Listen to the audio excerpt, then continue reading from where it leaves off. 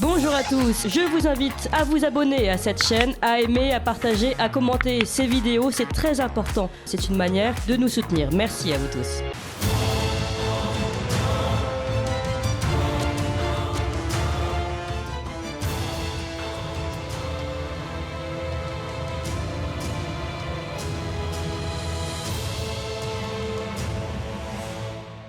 Allez, décidément, avec Emmanuel Macron, rien ne semble résister à sa volonté. Vous le savez, 49.3, 47.1, gilets jaunes, muselés, première vague de la contestation contre la réforme des retraites, bâillonnée en 2019. Et aujourd'hui, on est monté d'un cran finalement avec tous ces chiffres de loi constitutionnelle et le vote bloqué, vous le savez, pour la réforme des retraites. Et probablement, les amis, un article 40 pour empêcher une nouvelle fois le débat à l'Assemblée nationale. Jusqu'où ira Emmanuel Macron et la Macronie pour s'exonérer de la démocratie, de la volonté populaire, tout en comptant, vous le savez, sur une certaine apathie des organes de contrôle comme le Conseil constitutionnel. Allez, on en parle avec Maître Philippe Prigent. Bonjour Maître Philippe Prigent.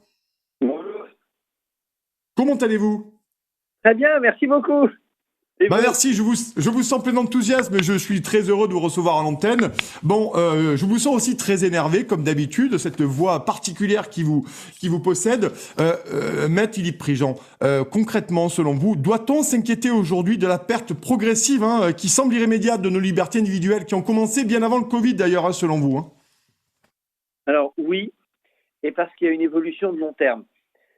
J'aime beaucoup citer un avocat qui est en plus macroniste, donc il n'est pas on peut même pas soupçonner de parler par passion contre le président de la République, qui s'appelle François Sureau, qui disait, regardez, dans les manifestations, ça fait longtemps, bien avant les Gilets jaunes, on voit des policiers avec des fusils d'assaut. Alors les fusils d'assaut, soit on compte s'en servir, je vous rappelle qu'un fusil d'assaut, c'est une arme de guerre qui, pendant la Première Guerre mondiale, aurait été considérée comme terrifiante parce qu'en fait, c'est une mitrailleuse. Soit on compte s'en servir, soit on est là pour essayer de terroriser les gens afin qu'ils ne puissent rien dire. On le voit, c'est symptomatique de l'idée de faire perdre leur liberté aux gens. Et malheureusement, comme vous le disiez, c'est beaucoup plus ancien que le Covid. Ça avait commencé à l'époque des Gilets jaunes.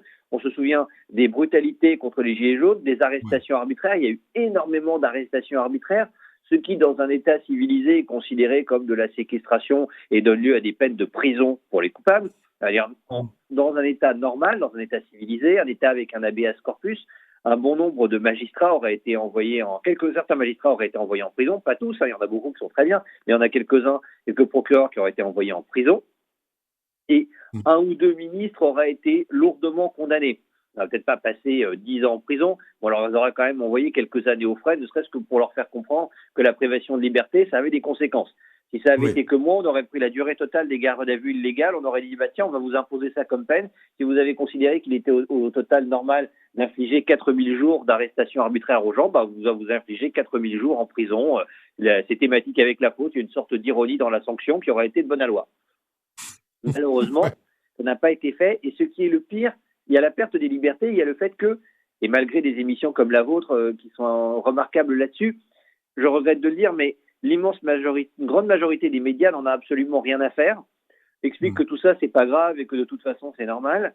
Et donc, ce qui est peut-être encore pire que la perte de liberté en elle-même, c'est le fait que le discours médiatique considère ça comme normal. Il n'y a même plus d'opposition. Quand vous expliquez qu'on ne devrait pas arrêter les gens de façon arbitraire, par exemple, on vous dit, bon écoutez, vous nous agacez, ça c'est pas grave de se faire arrêter de façon arbitraire, c'est pas grave de se faire espionner son téléphone, tout ça est normal.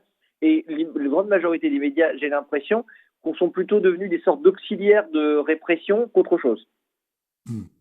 Oui, effectivement, c'est intéressant ce que vous dites, Philippe Prigent, là-dessus, des auxiliaires de répression, finalement, où vous dites qui justifient ces privations de liberté que vous justifiez, vous, arbitraires. Oui, exactement. Nous avons eu un exemple très frappant au sujet de ce qui est des violences policières. Vous avez une partie des gens qui vous sortent, sans la comprendre, la formule de Weber disant que l'État a le monopole de la violence légitime. Oui, l'État a le monopole de la violence légitime, il est censé se servir uniquement de la violence légitime, il n'est pas censé se servir d'autre chose. Vous avez vu, pendant les Gilets jaunes, notamment, parce que ça a commencé à ce moment-là, un grand nombre d'arrestations arbitraires, on le savait, On sait que des gens ont été arrêtés et qu'ensuite le procureur n'avait tellement rien à leur reprocher qu'il ne les a même pas poursuivis devant une juridiction de jugement. Quand vous avez un taux d'arrestation de 99% qui ne donne pas lieu à des condamnations derrière, c'est qu'en fait, on sait très bien qu'il n'y a absolument rien à reprocher aux gens. On ne va pas nous faire croire que les procureurs se trompent dans plus de 99% de cas à l'examen d'un dossier pour savoir s'il y a une infraction ou non. Si vous commettez autant d'erreurs, c'est que vous êtes un mauvais pour changer de métier, faire du marketing, enfin n'importe quoi. Donc, on sait très bien que ces arrestations sont arbitraires. On sait très bien qu'à ce niveau-là, ce n'est pas une erreur d'un policier et un procureur qui était un peu endormi, qui a laissé passer une garde à vue. Ça peut arriver, on commet tous des petites... C'est horrible. On commet tous des petites erreurs dans notre métier tous les jours, malheureusement. Mais ça, ce ne sont pas des petites erreurs. C'est vous avez des milliers d'arrestations qui n'ont absolument aucune raison d'être avec des gardes à vue. Ça veut dire qu'en réalité, c'est un système organisé. Et là-dessus, effectivement, le discours médiatique est devenu incroyablement délicat vis-à-vis des policiers. Vous avez des gens qui vous expliquent qu'ils sont des progressistes, qu'ils sont de gauche, enfin que tout ça, mais que bon, on a arrêté une grande partie de la population, c'est pas grave.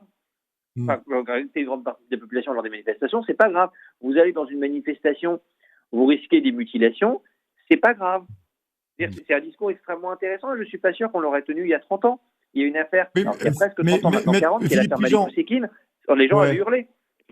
Maître Philippe Prigent, là-dessus, il y a Olivier Véran, il y a quelques semaines, qui nous a dit, bon, vous allez finalement en garde à vue, mais si vous avez rien à vous reprocher, vous sortirez libre. Donc tout ça n'est pas très grave finalement. Comment on peut comprendre une phrase pareille d'Olivier Véran qui finalement ne voit aucune difficulté à être entravé de sa liberté pendant quelques heures, et finalement, si on n'a rien à se reprocher, ben on sortira, hein, tout guilleret du commissariat. Alors, quelques heures, vous êtes optimiste. Je pense qu'une bonne partie des gardes à vue illégales a dû aller jusqu'au maximum de la durée légale de 48 heures. C'est triste à dire, hein, mais je ne connais pas les chiffres exacts, mais je pense que ça a, dans beaucoup de cas, duré plus de quelques heures. Olivier Véran est quelqu'un de, je trouve, très symptomatique. Il a commencé au Parti socialiste à donner des leçons de liberté à tout le monde. Et il a été, vous vous en souvenez, avant d'arriver comme porte-parole du gouvernement, ministre de la Santé. C'est quand même le bonhomme qui nous a expliqué, parmi les premiers, qu'il était absolument normal que des non-injectés soient exclus de la société. C'est quelqu'un qui, visiblement, ne comprend pas le concept de liberté publique. C'est-à-dire que je pense que, entre guillemets, de bonne foi dans sa tête, l'idée qu'on vous arrête pendant quelques jours, et si on lui demandait le fond de sa pensée, on vous arrête même pendant quelques semaines d'arrestation arbitraire, je ne pense pas que ça le choque, réellement. Et ce qui est très terrible à dire, c'est que je pense que lui est, entre guillemets, de bonne foi quand il fait ça. C'est-à-dire que le concept de liberté publique ne lui parle pas. C'est vraiment une langue étrangère. Vous pourriez lui parler chinois, ça aurait à peu près le même effet. Et une bonne partie de quasiment toute la Macronie, malheureusement, et une partie significative, je regrette de le dire, mais des journalistes pensent de la même manière. Dans un État à peu près civilisé, toutes les questions des journalistes auraient été en réponse à ça. Et depuis quelques semaines, nous aurions une crise politique parce que les journalistes diraient à chaque fois qu'ils parlent à Olivier Véran ou à Elisabeth Borne ou au président de la République, regardez ce qu'a dit votre ministre, c'est scandaleux, ça veut dire qu'il n'y a pas de liberté individuelle et ainsi de suite. En l'occurrence, il suffit d'ouvrir le code pénal pour savoir que c'est une infraction, c'est-à-dire arrêter quelqu'un sans raison, même seulement pendant quelques heures, vous allez normalement, quand vous êtes dépositaire de l'autorité publique, 7 ans en prison, c'est quand même un délit sérieux, quand même au dehors de gravité d'une agression sexuelle, et à juste titre d'ailleurs, parce que c'est extrêmement grave d'utiliser de l'autorité comme ça. Je pense que, malheureusement, là-dessus, les manifestations des Gilets jaunes et l'exclusion de la société des non-injectés pendant la crise du Covid ont agi comme une sorte de, pour répondre à votre question, pourquoi il peut se permettre de dire ça, mais en fait, on peut faire et dire tout ce qu'on veut, et ça ne choque personne. C'est-à-dire qu'avant, ils avaient le pouvoir, et il se trouve que ça a marché, et ce genre malheureusement, de privation de liberté fonctionne dans notre pays, parce que si vous me passez l'expression, malheureusement, le fruit était déjà mûr, il était même pourri, c'est le cas de le dire. Mais avant la crise des Gilets jaunes, il est fort probable que des gens comme Olivier Véran ne se rendaient pas compte, en tout cas, ils n'étaient pas sûrs que le pays était à ce point mûr pour la disparition des libertés publiques. Ce qu'ils ont pu faire pendant la crise des Gilets jaunes et ensuite pendant la crise sanitaire leur a montré qu'en fait, on pouvait vous raconter, il y avait des gens qui pensaient dans des discussions, on n'avait pas encore pu tester, que la France était un pays de liberté, que les Français étaient des Gaulois réfractaires, la formule de Macron. Enfin, que les gens étaient assez attachés à une certaine autonomie. C'était un stéréotype qui existait sur la France, d'ailleurs, bien avant même la Révolution française. Et en fait, ils se sont aperçus que la France, au XXIe siècle, est l'un des pays les plus liberticides au monde. Nous sommes quand même le dernier pays à avoir maintenu l'obligation d'injection sous peine d'exclusion des soignants, alors que tout le monde savait que ça ne servait à rien. Et nous sommes le pays où cette obligation, sous peine d'exclusion sociale, a été la plus longtemps mise en œuvre et malheureusement, c'est triste à dire, mais la moins contestée, parce que le pays, collectivement, est devenu liberticide. Et quand il dit c'est pas grave d'être arrêté pendant quelques heures ou même pendant quelques jours, et le fond de sa pensée, c'est pendant quelques semaines, voire quelques mois, en réalité, malheureusement, je pense qu'Olivier Véran rencontre un écho dans une partie significative de la population. J'espère qu'elle n'est pas majoritaire, je ne sais pas. Mais une partie significative de la population pense aujourd'hui que, bon, écoutez, la police a le droit de vous arrêter de façon arbitraire, on vous met en prison même pendant 3 mois pour faire des vérifications, c'est pas grave. Mais Philippe Préjean, je voudrais qu'on avance sur l'entretien et je vous remercie d'avoir accepté notre invitation. Selon vous, comment sont considérés les Français qui manifestent sous Emmanuel Macron? Enfin, ça fait 6 ans, je crois qu'ils doivent se compter en milliers si on ajoute tous les gens qui ont manifesté sous Macron. Est-ce que pour vous, on est sur le stade de le niveau de l'adversaire politique ou bien plus que cela, bien plus effrayant que cela finalement? Pour la méthode, il y a quelque chose de bien plus effrayant.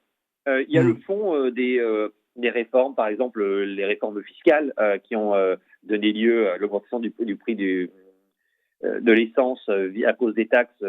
Là-dessus, il s'agit de quelque chose d'un adversaire politique normal. On peut avoir un accord ou un désaccord sur l'augmentation de la fiscalité. En l'occurrence, je ne suis pas fan de l'augmentation des impôts, mais ça, c'est quelque chose de pas particulièrement, qui ne dépasse pas le stade de l'adversaire politique. Ensuite, dans la méthode, nous vivons dans quelque chose de malheureusement de moins en moins libéral. Et je sais que je vais avoir l'air de dire quelque chose de paradoxal, mais Emmanuel Macron est le président, le dirigeant politique le moins libéral que nous ayons eu depuis très longtemps. C'est une personne, et ceux qui l'entourent, qui n'a pas aucun respect des libertés publiques, ça se voit. Le propos que vous citez d'Olivier Véran est extraordinairement révélateur. C'est-à-dire que ce n'est même pas un problème dans son esprit. Et là-dessus, malheureusement, le fait qu'il soit aussi peu libéral, aussi peu attaché à la démocratie, montre qu'on a une sorte de glissement. Ce n'est pas un changement de régime, ce n'est pas une dictature, c'est un régime un peu comme ce qu'on a connu du temps de Louis-Philippe, que nos auditeurs reconnaissent sans doute pas, mais il y a à peu près 2 siècles, on avait un régime qui se disait libéral, qui était en réalité fortement liberticide, et qui limitait les libertés des gens sans être une dictature. Mais on sent bien qu'on n'est plus tout à fait dans un état de liberté. On peut exclure une partie de la société avec des obligations d'injection, même lorsqu'on sait que ça ne sert à rien, et tout le monde vous explique que c'est normal.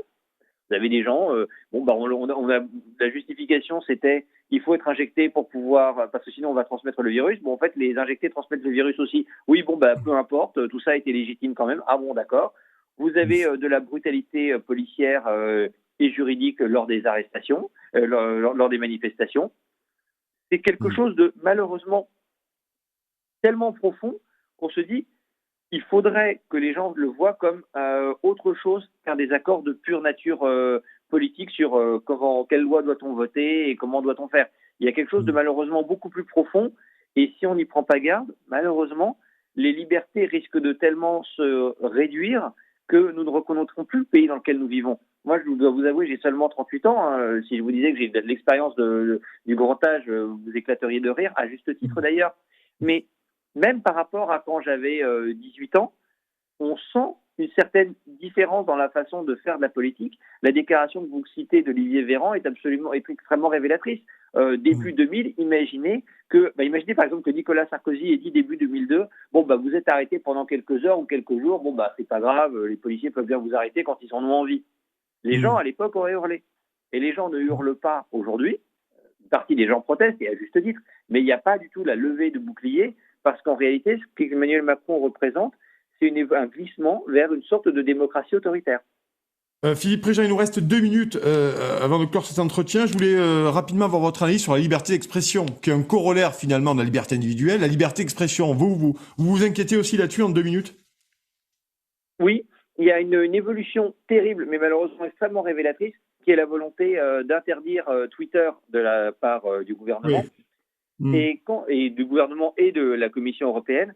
C'est extrêmement révélateur parce que l'un des grands symboles du passage à un régime de liberté était la loi sur la liberté de la presse de 1881. C'est une des grandes lois symboliques qui montre qu'on est passé dans un régime républicain. Et tant mieux d'ailleurs, c'est une des très grandes lois françaises. Et le fondement de cette loi, c'est de dire avant l'acte délictuel, avant l'abus de liberté, il n'y a rien, d'expression, il n'y a rien. Tant que vous n'avez rien, tant que le juge n'a rien fait, il n'y a rien. Et seul le juge peut dire si vous avez commis une infraction. Et ça, c'est le progrès par rapport au système de censure. Ce que nous dit Emmanuel Macron et ceux qui l'entourent de façon extrêmement révélatrice, il y a déjà eu des tentatives, j'ai vu la haine sur Internet, il y a toujours un prétexte, mais c'est que c'est la première fois qu'un gouvernement, et avec l'Union européenne évidemment, et vous aurez remarqué que le commissaire européen le plus en pointe et le plus dévoué à la suppression de la liberté d'expression est Thierry Breton, c'est-à-dire un Français. On est quand même devenu le pays le plus liberticide de ce point de vue-là. De façon extrêmement symbolique, la tentative d'interdire Twitter montre que le gouvernement, pas seulement lui, mais le gouvernement, la Commission européenne, assume de rétablir la censure. Ce qu'on demande à Twitter, c'est un mécanisme de censure. C'est de faire taire des propos sans même qu'il y ait eu une intervention judiciaire. Et c'est même pas des propos en disant ils appellent à la violence, ils troublent l'ordre public, qui est le critère prévu par la Déclaration des droits de l'homme et du citoyen. C'est si ces propos sont faux, alors par exemple, parmi les propos faux, il y avait le vaccin n'empêchait pas la transmission, si ça se trouve, peut-être que les masques, c'est pas inutile, et ainsi de suite. En plus, on voit très vite les dérives, puisque de toute façon, on est gouverné par des menteurs. Mais, malheureusement, la liberté d'expression, je crains là-dessus, quand on dit liberté d'expression, que Twitter soit potentiellement réellement interdit en France, parce qu'on a des gens qui n'ont absolument aucune limite et qui se permettent un degré de censure qui aurait paru choquant au XIXe siècle. Merci beaucoup Philippe Préjean, on arrive à la fin de cette entrevue, je vous remercie, vous êtes avocat au barreau de Paris et normalien, on vous remercie. Votre ton piquant mon cher Philippe Préjean.